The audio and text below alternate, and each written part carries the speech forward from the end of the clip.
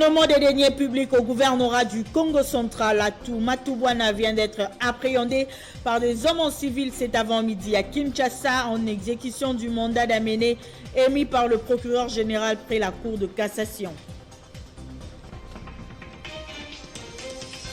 Partenariat renforcé pour le développement et la prospérité, c'est le thème du 3e sommet Turquie-Afrique qui s'est ouvert ce samedi à Istanbul.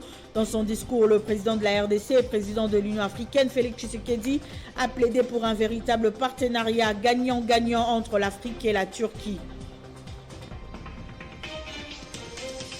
33e Conseil de ministres, le Premier ministre a présidé cette réunion hebdomadaire vendredi par vidéoconférence. Samalou Kondé a signifié aux membres du gouvernement le souhait de voir les conditions sociales de la population s'améliorer en 2022. Et en justice, le rappeur Idengo, auteur de C'est pas normal, une chanson très critique des opérations de l'armée et du président de la République, a été condamné vendredi à 10 ans de prison par le tribunal militaire de garnison pour outrage à l'armée, démobilisation et incitation à s'armer contre l'État. C'est l'heure de vous informer. Bienvenue à tous sur Télé 50 et bon week-end. À la une de l'actualité, le président turc Recep Tayyip Erdogan a ouvert ce samedi à Istanbul les travaux du 3e sommet Turquie-Afrique en présence de plusieurs chefs d'État africains, dont le président de la République Félix Tshisekedi, qui est également président de l'Union africaine. Ce sommet a pour objectif d'insuffler une nouvelle dynamique au partenariat stratégique entre la Turquie et les pays du continent africain et d'établir également le bilan de 2 précédents sommets qui s'étaient tenus respectivement à Istanbul en 2008 et en Guinée équatoriale en 2014. Dans son discours, Félix Tshisekedi a plaidé pour un véritable partenariat gagnant-gagnant entre l'Afrique et la Turquie. Suivez en images l'arrivée du président de la République à Istanbul. Istanbul est en effervescence. Une quarantaine de hauts responsables africains, parmi lesquels 13 chefs d'État, arrivent dans la capitale économique turque pour la tenue du grand sommet, le 3e de partenariat entre la Turquie et l'Afrique. Très attendu sur le sol turc, le chef de l'État Félix-Antoine Tshisekedi Tshilombo est arrivé à Istanbul dans la soirée en compagnie de son épouse, la première dame Denise Nyakero Tshisekedi. Sous une pluie fine, le président de la République est salué par un comité d'accueil restreint d'officiels turcs et congolais. À Istanbul, les hôtes d'Omak du président turc Recep Tayyip Erdogan viennent débattre du renforcement de la coopération Turquie-Afrique sur les fronts économiques, sécuritaires et culturels mis en place ces dernières années par Ankara. La Turquie, sous la houlette du président Erdogan, compte accentuer sa percée fulgurante sur le continent. Par 2 fois, la cérémonie d'ouverture de ces sommets a été repoussée à cause de la pandémie de Covid-19. Lancer une nouvelle étape dans les relations avec l'Union africaine et les pays africains, c'est le message officiel du ministre turc des Affaires étrangères lors de l'annonce de ces sommets. Durant 2 jours, les 17 et 18 décembre, la santé, l'agriculture et l'éducation seront au cœur des échanges. Les participants au sommet feront le point sur les derniers plans conjoints Turquie-Afrique de 2015 à 2019 pour valider un nouveau programme quinquennal. Dans l'actualité également, 33e Conseil des ministres, le Premier ministre a présidé cette réunion hebdomadaire vendredi par vidéoconférence. Samalou Kondé a signifié aux membres du gouvernement le souhait de voir les conditions sociales de la population s'améliorer. Le chef du gouvernement entend donc faire de 2022 une année véritablement sociale conformément aux instructions du chef de l'État. Samalou Kondé a exhorté les membres du gouvernement à travailler davantage et à obtenir des bons résultats, chacun dans son secteur. À la une de l'actualité également, détournement des deniers publics au gouvernorat du Congo central. Le gouverneur de cette province qui était en cavale pendant quelques mois vient d'être appréhendé par des hommes en civil. C'est avant-midi à Kinshasa. Apparemment, le gouverneur était en train de faire son sport lorsque des hommes l'ont brutalement interpellé en exécution du mandat d'amener émis par le procureur général près la Cour de cassation. Nous y reviendrons avec plus de détails dans nos prochaines éditions. Et puis la campagne d'action hostilitique en faveur des personnes vivant avec handicap a été lancée vendredi à Kinshasa. Elle vise à offrir un cadre à la fois de réflexion et d'action où ces personnes vulnérables peuvent s'exprimer et apporter des solutions durables aux problèmes de développement de la RDC.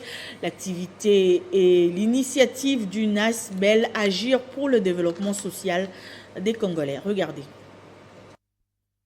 C'est un événement porteur d'un grand espoir pour les personnes vivant avec handicap et les personnes vulnérables, et le tout dernier a rencontré de manière nette la vision du chef de l'État. L'activité promeut une approche holistique capable de garantir l'intégration efficace et en douceur des personnes vivant dans cette situation. Pour les organisateurs, il s'agit d'intégrer ces personnes dans l'environnement, le social, l'économie et dans d'autres domaines. Alors nous sollicitons un accompagnement de taille auprès du président de la République, auprès des différents partenaires, parce que c'est vrai, il y a la loi, mais il y a un gros travail à faire, c'est lui de conscientiser d'abord les personnes concernées et ensuite le travail de les accompagner pour qu'en réalité ces personnes deviennent autonomes et intégrées, réinsérées de nouveau dans la société. L'événement est organisé par l'ASBEL Agir pour le développement social des Congolais avec le consortium Espoir aux personnes vivant avec handicap, accompagné d'une communauté protestante. Pour la représentante de la conseillère spéciale du chef de l'État en charge de la lutte contre la pauvreté, les personnes vivant avec handicap sont potentiellement capables de beaucoup. Qui vivent avec handicap, s'intéresser aussi à l'agriculture, à l'écologie. Nous pensons que c'est un aspect de la vie du développement qui peut permettre à ce que les personnes, malgré leur handicap, peuvent apporter quelque chose pour le développement sur le plan écologique, sur le plan économique, question qu'ils se découvrent. L'activité a été couronnée par l'exposition des différentes réalisations montées et mises en place par les personnes vivant avec handicap. La DSC attend de l'État congolais, en plus de la loi organique en voie d'être votée au Parlement, un accompagnement aux différentes activités qu'elle met en place. Je l'annonçais au sommaire, le rappeur Idengo, auteur de C'est n'est pas normal, une chanson très critique des opérations de l'armée et du président de la République, a été condamné vendredi à 10 ans de prison par le tribunal militaire de garnison. Devant les juges, le rappeur a refusé de retirer ses propos repris dans la chanson, je cite, « Chez nous à Béni, on tue les gens chaque jour depuis 2014 ». Delphin Katembo était accusé d'outrage à l'armée, démobilisation et incitation à s'armer contre l'État. Encore des morts en Ituri malgré la présence des forces étrangères venues en appui au FARDC. Au moins 8 personnes ont perdu la vie dans des attaques de plusieurs villages par des rebelles ADF. Selon les autorités militaires, c'est dans leur fuite que les rebelles s'en sont pris aux civils en attendant une embuscade à un camion. Des renforts ont été dépêchés dans la zone, assure l'armée régulière. Et puis on s'envole pour le Holomami. Le gouverneur intérimaire de cette province, Ilunga, a visité les chantiers de construction de caniveaux sur les grandes artères à problème dans la ville de Kamina. Ces travaux vont permettre la canalisation des eaux ennemies de la route. À l'instar de grandes villes de la RDC, le chef-lieu de la province du Holomami est en voie d'émergence. Les chantiers poussent presque partout. Le caniveau en construction sur l'avenue Cadel et ceux au croisement des avenues Katouba et d'Isaïr ont fait l'objet de la visite du gouverneur à l'intérim du Holomami, Anani Obatame, ce vendredi 17 décembre. Accompagné de certains membres de son gouvernement, l'autorité provinciale a vu la qualité de ses collecteurs qui sont en construction sur ces grandes avenues pour la première fois depuis l'époque coloniale. Les menaces d'érosion sont en train d'être freinées par cette volonté du gouverneur qui vise de faire de Kamina plus beau qu'avant. L'initiative, matérialisée par l'Office de voirie et drainage, sous la conduite de l'ingénieur Trésor Adam, directeur à l'intérim de l'OVD, qui a donné les explications sur cette phase de travaux qui sont satisfaisants pour l'autorité. Et satisfait du fait que ces chantiers évoluent positivement, ça nous donne aussi le courage de faire un plus avec 3 communes. Et les 3 communes ne fonctionnent pas encore. Nous sommes appelés à changer l'aspect de Kamina, qu'elle réponde effectivement aux normes internationales d'une ville. Et c'est pourquoi nous commençons par la canalisation des eaux. Nous devons rendre les avenues praticables, nous devons amener l'eau, la consommation de l'eau et de l'énergie dans Kamina pour que, ne fût-ce qu'à 70%, ça soit réellement une ville. Et en dehors de nos frontières, ça aurait été leur première rencontre, mais malheureusement, elle n'aura plus lieu. L'Élysée a annoncé vendredi l'annulation du déplacement du président français au Mali, où il devrait rencontrer le lundi le président de la transition Assimi Goïta et célébrer Noël avec les troupes françaises. La raison avancée, c'est l'épisode d'épidémie de la Covid-19 qui sévit en France. Emmanuel Macron ne pourra plus se rendre au Mali. Cette annulation est due à l'épisode épidémique de Covid-19 en cours sur les territoires français. Une décision prise après la tenue d'un conseil de défense sanitaire réuni hier à Paris autour du chef de l'État français pour examiner de nouvelles mesures à mettre en œuvre face à la 5e vague actuelle de Covid-19 en France. Paris avait annoncé cette semaine qu'Emmanuel Macron se rendait lundi à Bamako pour rencontrer pour la première fois le colonel Assimi Goïta, président de la transition malienne. Depuis un temps, la France et le Mali sont dans un climat de haute tension à cause de la junte militaire. Il faudrait noter que l'organisation de cette rencontre était difficile, mais Emmanuel Macron souhaitait que les présidents en exercice de la communauté économique de l'Afrique de l'Ouest, CEDEAO, et du G5 Sahel y participent, un point qui n'avait pas encore été résolu jusqu'à l'annulation de son voyage. Selon les médias français, Emmanuel Macron venait avec 2 messages importants. Le premier, sur la nécessité d'une clarification d'un cadre politique de la transition au Mali et une mise en garde également contre un éventuel recours aux mercenaires du groupe russe Wagner, puis que la France avait déjà averti que leur déploiement serait inacceptable. Et puis, les différends avec les autorités maliennes de transition n'a effectivement pas facilité l'organisation de ce déplacement. Dans le contexte actuel, la visite du président français aurait, selon des analystes, pu déclencher des manifestations très violentes qui auraient pu être très embarrassantes pour les autorités françaises au Mali. Mais il a aussi annulé la visite auprès des troupes pour Noël. Au terme de son périple à Bamako, les présidents français devraient aussi rendre visite aux soldats français de l'opération Barkhane sur la base de Gao en pleine restructuration. La présidence précise également que le repas de fête prévu par le chef du palais de l'Élysée sera néanmoins envoyé au Sahel comme prévu. Ce journal est terminé, place au rappel de titres.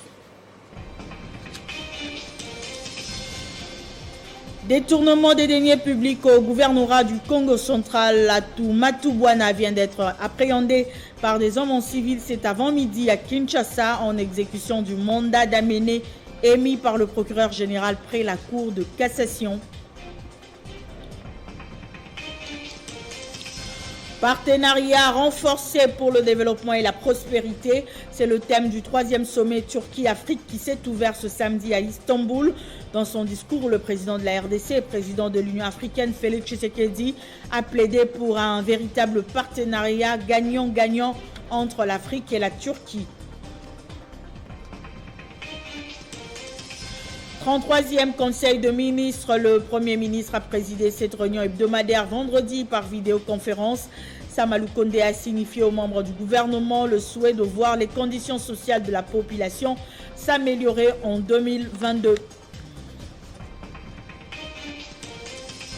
Et puis le rappeur Idengo, auteur de C'est pas normal, une chanson très critique des opérations de l'armée et du président de la République, a été condamné vendredi à 10 ans de prison par les tribunaux militaires de garnison du Nord Kivu pour outrage à l'armée, démobilisation et incitation à s'armer contre l'État. Merci de nous avoir suivis et restez fidèles au programme de Télé 50.